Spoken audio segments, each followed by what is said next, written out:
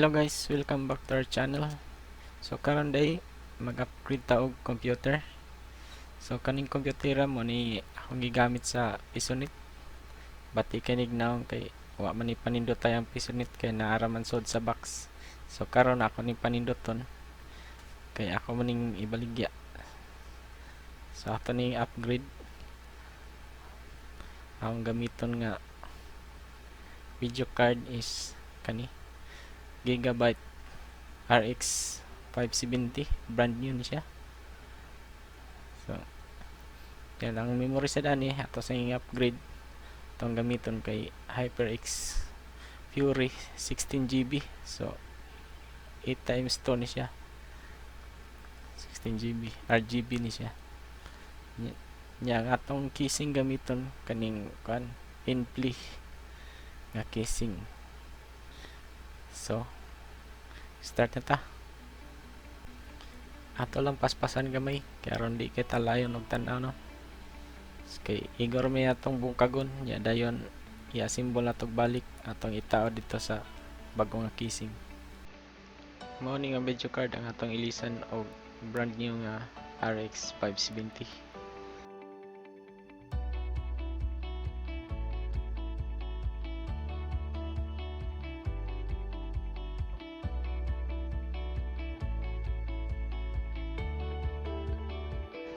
Kani siyang iyang RAM ato ning ilisan og 16GB ang brand new.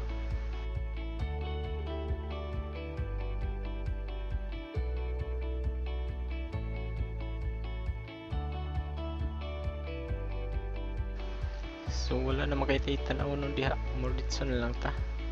Maglimpyo ta sa motherboard.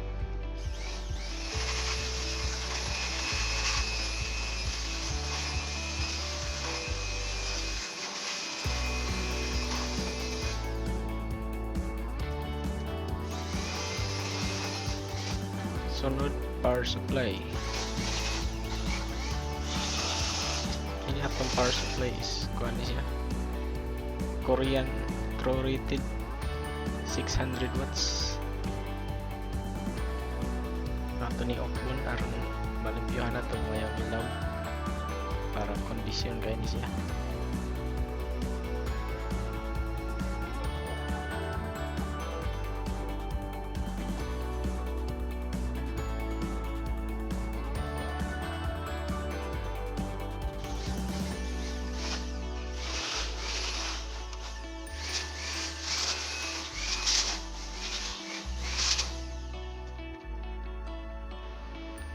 Nya kinahanglan dita maglungag sa atong casing kaya ang atong fan dako 80mm ra ang diri tukod da atong fan kay 100mm, so kinahanglan nato lungagan. So atong sugdan og symbol iuna nato og tawdang motherboard.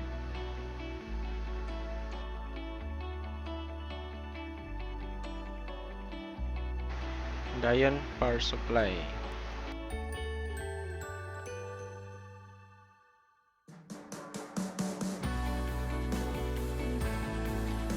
Ato pa din ilisan ang fan. Ito ilistan og fan with light. So steady ra na yung lights. Dili ni siya RGB.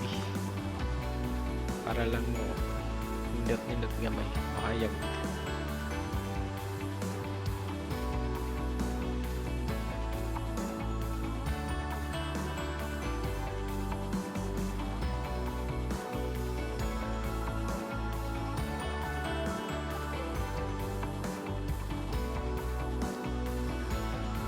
Ato pod ning ilisan og thermal paste. So ato sa ning kuha ang mga nanggahi na nga thermal paste.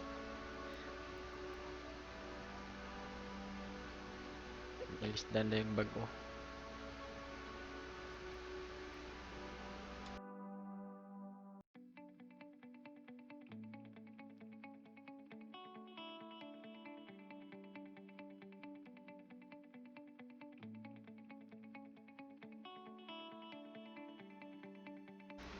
So mao ni nga fan atong gamiton diri sa kwan sa luyo.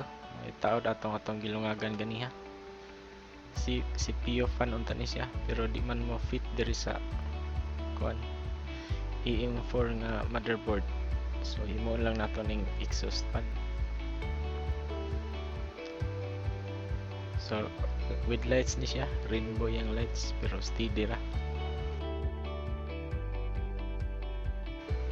Karon magtawad na ta sa atong bagong video card, kaning gigabyte na to video card, Radeon RX 570 4GB.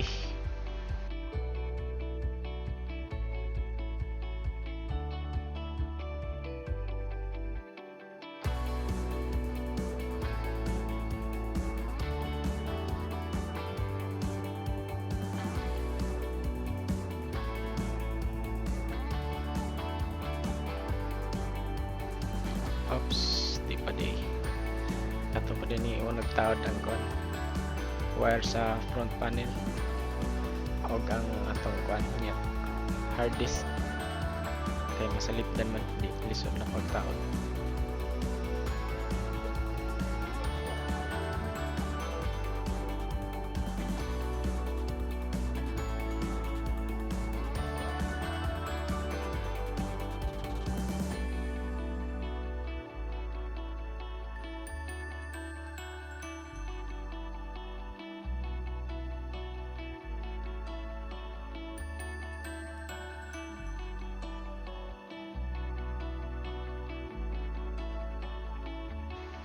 So murag mao na dyan ni, wala na yung nakalimtan.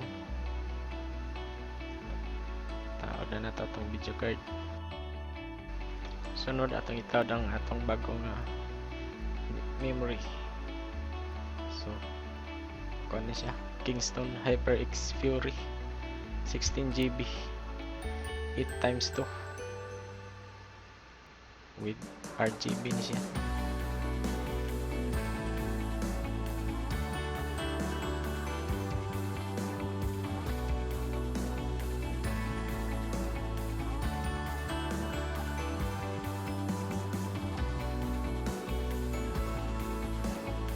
So okay na.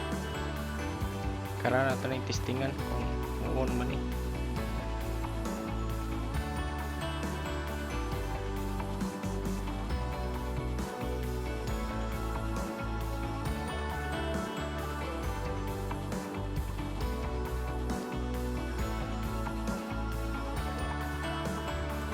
Alright. Okay kayo. So mo ni antong karaan nga kuan OS Windows 10 untouched pa ni siya. So ato ni ilistan og Windows 10 nga optimized para paspas ni siyang computeran. Optimized na daan atong Windows 10 i-install.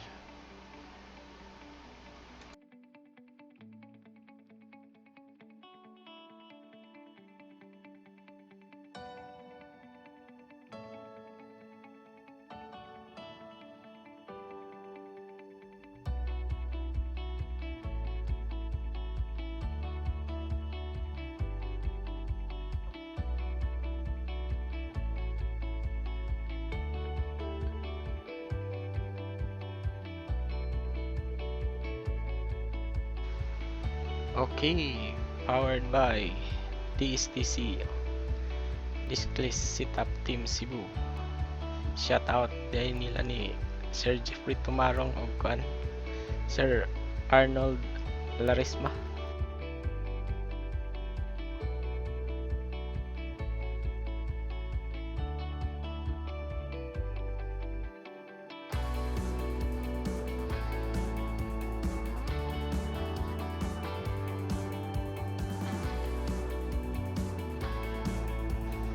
So dito lang yan ako ipakita ang ang step by step sa pag-reformat kay murag buol na kay sig tanawan ni kon kung saan pag-reformat ng computer.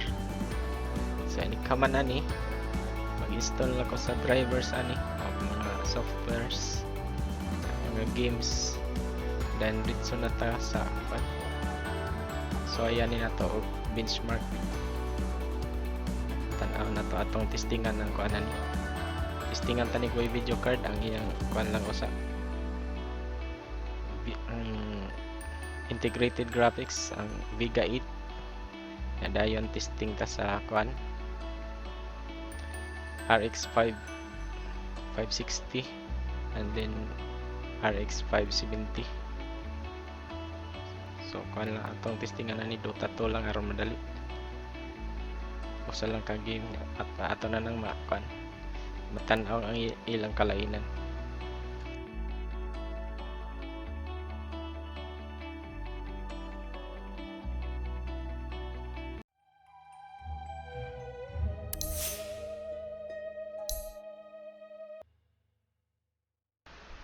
So pariharan ilang settings tanan.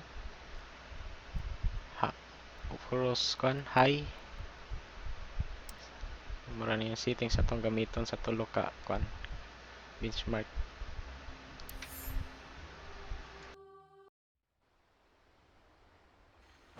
Sniper!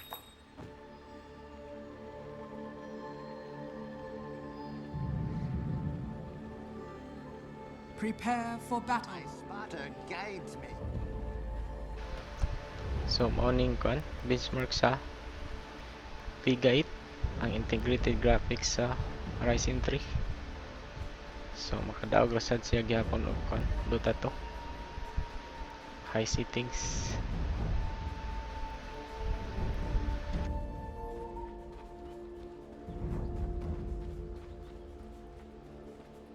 Aha! 30 seconds to battle.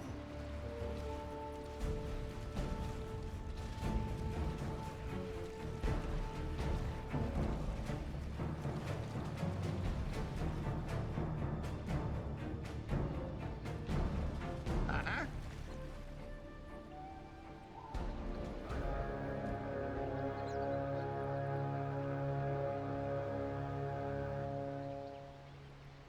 The battle begins. Time for target practice.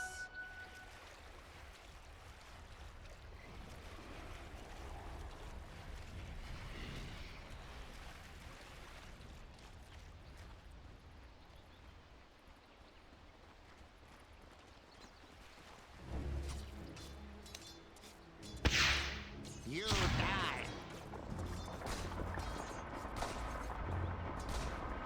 Uh-huh.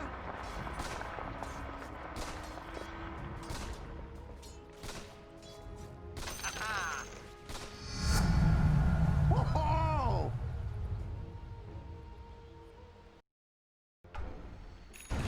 I call the shots around here.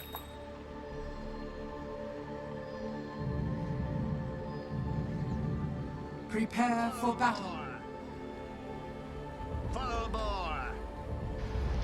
So mao ni atong kuan RX 560 and RX 570 side by side. Ang 560 nasa left, ang 570 nasa right. So atong makita paparihara sila kuan frame rate tungod kay ang kaning kuan ng 560 is kuan ni siya overclock na ni siya. Dayon ang kaning atong 570 is kuan pa ni stock. So munong paparihara kuan pero ato ning overclock na ning kuan 570 mo taas pa gini siya. So ato makita diha nga mas init niyang kuan ang iyang temperature, mas init ang 560 kay tungod sa iyang overclocking. The Yang battle isang begins. GPU usage kay kuan Time for mas target taas practice. mo 100% siya. Of Nya ang course. kuan ang 570 kay anharas mga 90 kapin.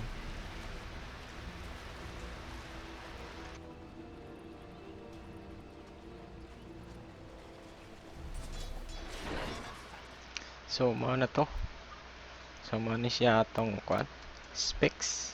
Kung naimo palitan ni ako ni baligid kuan 25 key with RX 570. Pero pwede pa nato ma-modify kung RX 560 lang. So kuan 21 key. Kung walay video card kato lang kuan Vega 8 graphics lang iyang kuan na 18 key. So pwede sa nato i-kuan paubsan pa.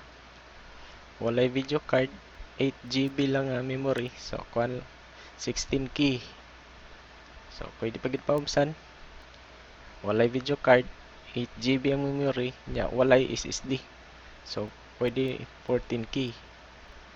So pwede hangtod maabot 1 key. So casing na mabili na na. So pwede na itong ma-modify depende sa inyong budget. So salamat sa pagtanaw.